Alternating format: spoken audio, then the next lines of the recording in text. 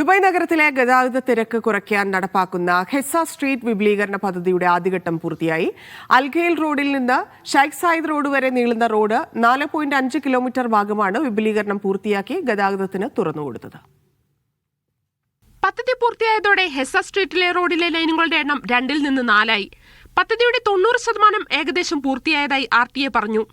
Road പരിഷ്കരണങ്ങൾ, പാലങ്ങൾ, intersection വികസനം, cycling ട്രാക്കുകൾ എന്നിവ ഉൾപ്പെടെ ശേഷിക്കുന്ന ജോലികൾ ഈ വർഷം 2ാം പാദത്തിൽ പൂർത്തിയാക്കും. പദ്ധതി പൂർത്തിയാകുമ്പോൾ റോഡിന് ഓരോ ദിശയിലേക്കും സഞ്ചരിക്കാവുന്ന വാഹനങ്ങളുടെ എണ്ണം മണിക്കൂറിൽ 8000-ൽ നിന്ന് 16,000-ആയി വർദ്ധിക്കും. ഇതുവഴി 2030 ആകുമ്പോഴേക്കും 6.4 ലക്ഷത്തിലധികം ആളുകൾക്ക് സേവനം നൽകാൻ ഇതുവഴി സാധിക്കുമെന്നും RTA അറിയിച്ചു. ദുബായിലെ ഏറ്റവും തിരക്കേറിയ റൂട്ടുകളിലൊന്നായ റോഡിലെ ഗതാഗത കുരുക്ക് കുറയ്ക്കുക, യാത്രാ സമയം കുറയ്ക്കുക, സുരക്ഷ വർദ്ധിപ്പിക്കുക എന്നിവ ലക്ഷ്യമിട്ട് 2023-ലാണ് ഹെസ്സ സ്ട്രീറ്റ് വിപുലീകരണ പദ്ധതി തുടങ്ങിയത്. Sheikh Zayed road, first Al Khail street, Al Asail street എന്നിവ ഉൾപ്പെടെ 4 പ്രധാന കവലകളുടെ വികസനം പദ്ധതിയിൽ ഉൾപ്പെടുത്തിയിരുന്നു. Media 1, Dubai.